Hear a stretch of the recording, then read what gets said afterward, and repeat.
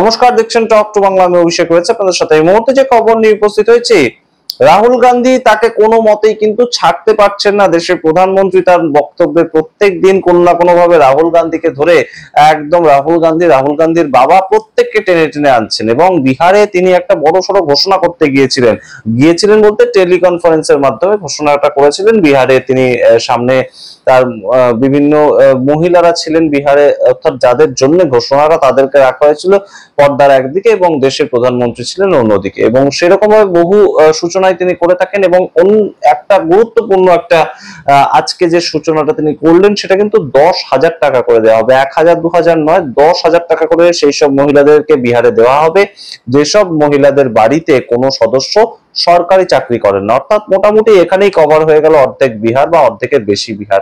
কারণ বিহারের সরকারি চাকরি এই মুহূর্তে বেশ খানিকটা একদম দুষ্কর খুঁজে পাওয়া প্রত্যেকটা বাড়িতে। সেই জায়গা থেকে সেই সমস্ত বাড়ির মহিলারা সরকারের পক্ষ থেকে মাসে 10,000 টাকা পাবেন।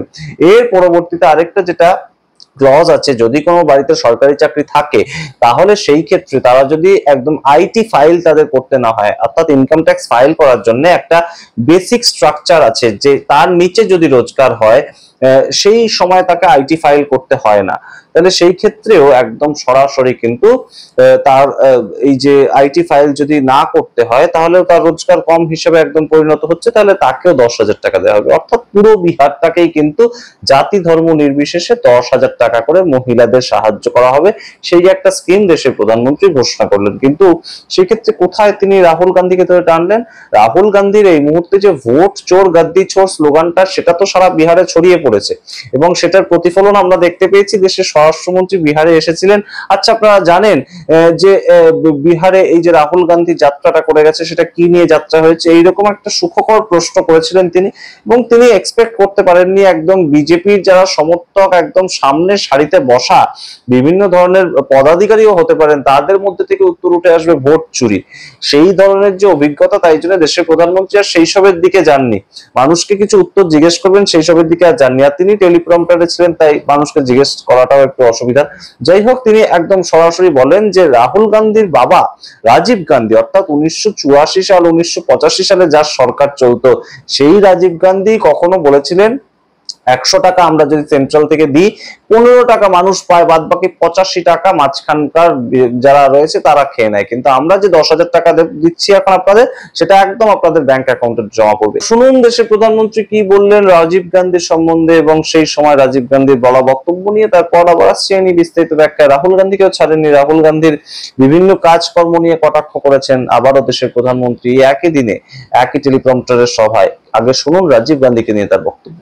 पहले तो एक प्रधानमंत्री कह चुके थे, ये जो आजकल लूट की चर्चा चल रही है ना, पहले एक प्रधानमंत्री ने कहा था। तब तो चारों तरफ उन्हीं का राज चलता था, पंचायत से पार्लियामेंट तक उनका राज था। और वो कहते थे कि दिल्ली से 1 रुपया भेजते हैं तो सिर्फ 15 पैसा पहुंचता है, 85 पैसे कोई पंजाब मार लेता था। आज जो पैसे भेजे जा रहे हैं ना, पूरे 10,000 रुपये आपके खाते में जमा होंगे। 1 रुपया कोई मार नहीं सकता है। আপনারা শুনলেন রাজীব গান্ধীকে নিয়ে তার বক্তব্য। এবার রাহুল গান্ধীকেও কিন্তু কোনোভাবেই তিনি ছেড়ে দেননি। তিনি এক মহিলাকে উদ্দেশ্য করে বলেন, আচ্ছা আপনি যে এই জিলিপির কথা বলছেন, আপনি জানেন জিলিপি নিয়ে দেশে কয়েকদিন আগে খুব বড় একটা ঘটনা ঘটে গিয়েছিল, সবাই জিলিপি বানানোর চেষ্টা করছিল। সেই সম্বন্ধে আপনাদেরকে জানিয়ে রাখি, যখন হরিয়ানার ভোট হচ্ছিল, হরিয়ানাতে খুব ভালো জিলিপি বিক্রি হয়। হরিয়ানার একটা জায়গায় খুব প্রসিদ্ধ জিলিপি বিক্রি হয় এবং সেখানকার জিলিপি একদম মোটা হয় এবং অনেকটা বড় সাইজের হয়। তো সেটা রাহুল গান্ধী গিয়ে ট্রাই করেছিলেন। রাহুল গান্ধী যখন যেখানে যান সেখানে সাধারণ মানুষের সঙ্গে মিশে কাজ করার চেষ্টা করেন এবং সেটা তার জনসংযোগের একটা মাধ্যম হিসেবে তিনি ব্যবহার করেন। সেটা পলিটিক্যাল নেতারা করেনি বিভিন্ন জায়গায়। কিন্তু সেই জিলিপি পরবর্তীতে যখন হরিয়ানাতে কংগ্রেস হেরে গেল, সেটা কিভাবে হেরে গেল পরবর্তীতে এখন বেরোচ্ছে বিভিন্ন কিছু, সেই সম্বন্ধে আমরা মন্তব্য করছি না। যখন হেরে গেল কংগ্রেস, তখন ভারতীয় জনতা পার্টি তারা সেই জিলিপি একদম মানুষের মধ্যে ছড়িয়ে দিয়েছিল, একদম আনন্দ উৎসব পালন করার জন্য সেই জিলিপিটাকে ব্যবহার করেছিল।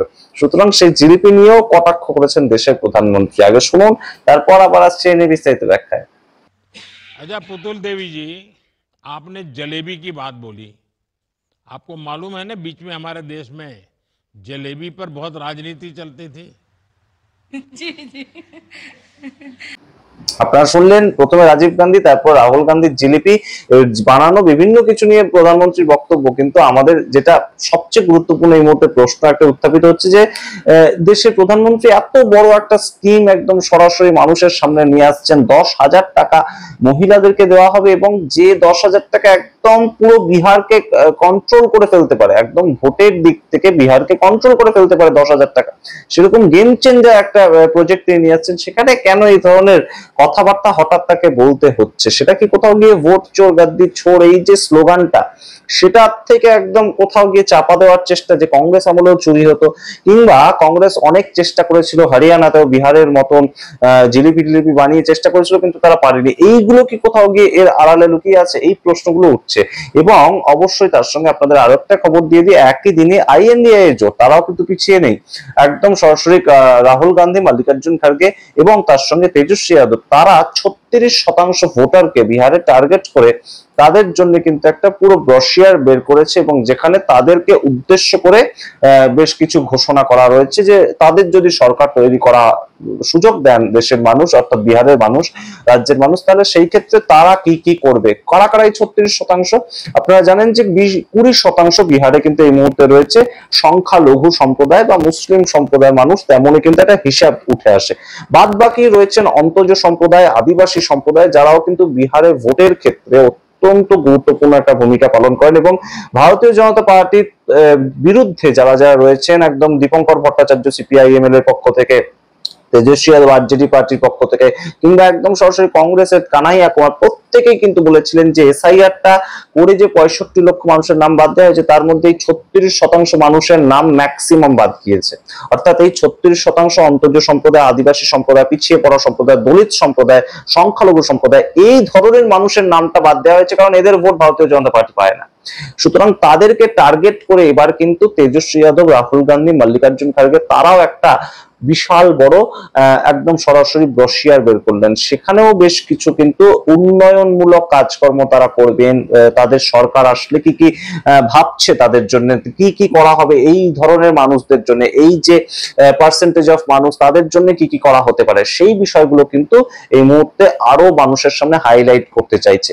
বহুদিন আগে, আজ থেকে প্রায় 2-3 মাস আগে রাহুল গান্ধী গিয়েছিলেন বিহারে, এবং সেই সময় রাহুল গান্ধী গিয়ে ঘোষণা করেছিলেন 2,500 টাকা করে দেওয়া হবে একদম প্রত্যেক মহিলাকে। কারোর বাড়িতে সরকারি চাকরি আছে কিনা, আইটি ফাইল করা হয় কিনা, এই সমস্ত দেখে নয়, প্রত্যেক মহিলাকে 2,500 টাকা করে দেওয়া হবে যদি বিহারে আইএনডিএ জোটের সরকার আসে তাহলে।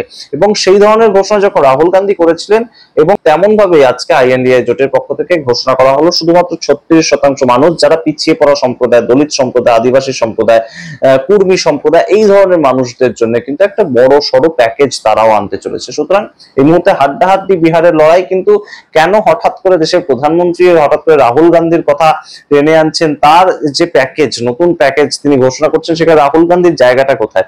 কিংবা একদম রাজীব গান্ধীর কথা টেনে আনছেন, তার বাবার কথা টেনে আনছেন, সেই সময় কিভাবে দেশে টাকা পয়সা চুরি হতো, সেই সমস্ত কথা মানুষকে মনে করিয়ে দিয়ে বিষয়টা কি বোঝাতে চাইছে, আপনারা যা বুঝতে পারছেন সেই সামগ্রিক ঘটনায় অবশ্যই কমেন্ট বক্সে কমেন্ট করুন। দেখতে থাকুন টক টু বাংলা। এই মুহূর্তে বিহারের ভোট নিয়ে কিন্তু বিভিন্ন ধরনের সমীকরণ বদলাচ্ছে, বহু স্কিম, বহু কিছু প্রত্যেকেই করার চেষ্টা করছে, কিন্তু শেষ বাজিটা কিন্তু জনতার বাজি। শেষ বাজিতে কি হয় আমরা দেখার চেষ্টা করবো। আপনাদের মতামত এই প্রতিবেদনের ভিত্তিতে অবশ্যই কমেন্ট বক্সে কমেন্ট করুন। দেখতে থাকুন টক টু বাংলা। অবশ্যই টক টু বাংলা ইউটিউব চ্যানেলকে সাবস্ক্রাইব করে দিন। ধন্যবাদ।